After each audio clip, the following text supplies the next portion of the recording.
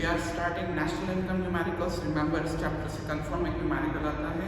So without wasting your time, I am starting your numericals. Numericals शुरू करने से पहले 3 बेसिक एडजस्टमेंट्स जो आपको बिल्कुल कमांड होना चाहिए. अगर इन चीज़ों पे आपने कमांड कर लिया तो आपको न्यूमेरिकल्स इतना ट्रबल नहीं करेंगे. तो देखिएगा पहला एडजस्टमेंट है ग्रॉस और नेट का. ग्रॉस और नेट के बीच में मेन फर्क जो होता है बेटा डेप्रिसिएशन का होता है.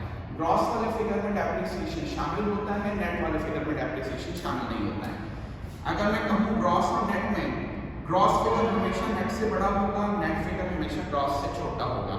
और मैं आपको बता दूं ग्रॉस और नेट के बीच में ट्रैवल कैसे करते हैं.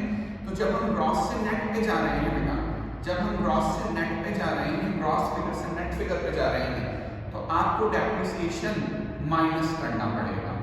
ग्रॉस से नेट फिगर पे जाएंगे तो डेप्रिसिएशन माइनस करेंगे, और बाय चांस आप नेट से ग्रॉस की तरफ आ रहे हैं तो आप डेप्रिसिएशन को प्लस करेंगे.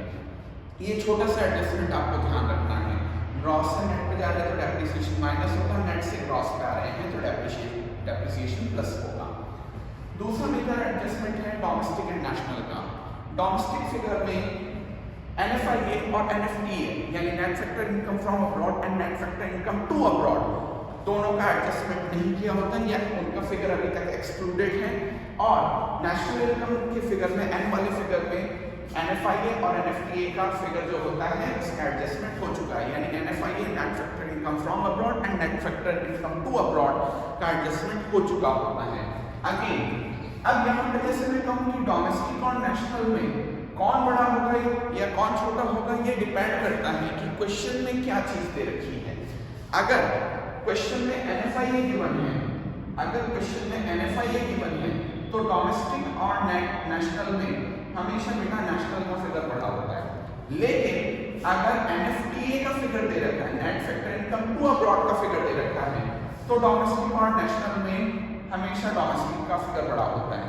तो अपने को वहां इस चीज के ऊपर इतना ज्यादा सर्टेन केस नहीं रखना है. यहाँ तो कंफर्म रहते हैं कि एक ही चीज है कि ग्रॉस और नेट की ग्रॉस बड़ा होगा, क्योंकि एक ही सिंगल चीज डेप्रिसिएशन का फर्क पड़ता है. लेकिन यहाँ थोड़ा सा ट्रबल हो जाता है कि NFIA और NFTA के फिगर होने पे कैलकुलेशंस बदल जाती है. तो इस चीज के ऊपर थोड़ा आप कम फोकस करें यहाँ तो चलेगा. आप क्या करिए, आप सीधा एडजस्टमेंट देख लीजिए. तो अगर आपके पास डोमेस्टिक फिगर है और आप नेशनल पे जाना चाह रहे हो और आपको NFIA गिवन है, क्वेश्चन में net factor income from abroad given है, तो ऐसे केस में डोमेस्टिक से नेशनल जाते समय NFIA प्लस होगा, NFIA प्लस होगा, और नेशनल से डोमेस्टिक आते समय NFIA माइनस होगा. ध्यान से देखिएगा, NFIA गिवन है तो एडजस्टमेंट ऐसे होगा. और बाय चांस अगर NFTA दे रखा है, net factor income to abroad दे रखा है, तो फिर डोमेस्टिक से नेशनल जाते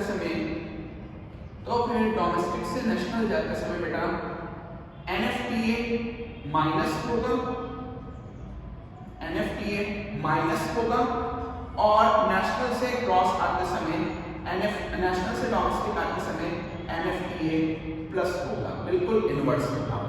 फिर से बता देता हूँ, दो चीजें हो सकती है इसमें, या तो NFIA दे रखा होगा या NFTA दे रखा होगा. एक आधा कोई क्वेश्चन ऐसा आएगा जिसमें अलग अलग factor income to abroad, factor income from abroad दे रखा होगा, तो वहां का एग्जांपल हम न्यूमेरिकल के टाइम देख लेंगे. बाकी NFIA के हिसाब से एडजस्टमेंट करें तो डोमेस्टिक से नेशनल जाते समय NFIA प्लस होता है, नेशनल से डोमेस्टिक आते समय NFIA माइनस होता है. जबकि डोमेस्टिक से नेशनल जाते समय अगर NFTA दे रखा है, NFTA गिवन है, net factor income to abroad given है, तो डोमेस्टिक से नेशनल जाते समय NFTA माइनस होगा, और नेशनल से डोमेस्टिक आते समय net factor income to abroad plus होगा. ओके, लास्ट एडजस्टमेंट है मार्केट प्राइस और फैक्टर कॉस्ट का. मार्केट प्राइस जो होती है उसमें इनडायरेक्ट टैक्सेस शामिल रहते हैं और सब्सिडी माइनस हो चुकी होती है, जबकि फैक्टर कॉस्ट के अंदर इनडायरेक्ट टैक्सेस शामिल नहीं होते हैं और सब्सिडी उसमें शामिल रहती है. तो मैं आपको बता देता हूं कि इसका एडजस्टमेंट कैसे करते हैं. तो इसमें जाते समय मेजर 2 तरीके से एडजस्टमेंट होता है. कभी कभार क्या होता है, आपको क्वेश्चन में इनडायरेक्ट टैक्सेस का फिगर और सब्सिडीज का फिगर अलग अलग दिया होता है. हम कैसे करते हैं, एमपी से एफसी जाते समय, एमपी से एफसी जाते समय इनडायरेक्ट टैक्सेस को बेटा हम शॉर्ट में लिखते हैं आईटी और सब्सिडी को पूरा लिख देंगे। तो एमपी से एफसी जाते समय इनडायरेक्ट टैक्सेस को तो आप माइनस करेंगे और सब्सिडी को प्लस करेंगे। रिपीट कर देता हूं, कभी-कभी कुछ क्वेश्चन में क्या होता है, इनडायरेक्ट टैक्सेस और सब्सिडी अलग-अलग फिगर दे रखा होता है। तो एमपी से एफसी जाते समय इनडायरेक्ट टैक्सेस को माइनस करते हैं और सब्सिडी को प्लस करते हैं, जबकि एफसी से एमपी आते समय ये चीज उल्टी हो जाती है, यानी इनडायरेक्ट टैक्सेस प्लस होगा और सब्सिडी माइनस होगा। कभी-कभी क्वेश्चन में क्या होता है, नेट इनडायरेक्ट टैक्सेस का फिगर दे रखा होता है।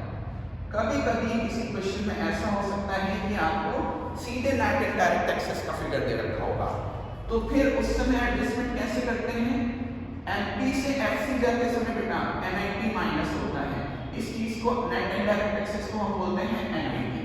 तो एनआईटी माइनस होता है और एफसी से एमपी आते समय एनआईटी प्लस होता है।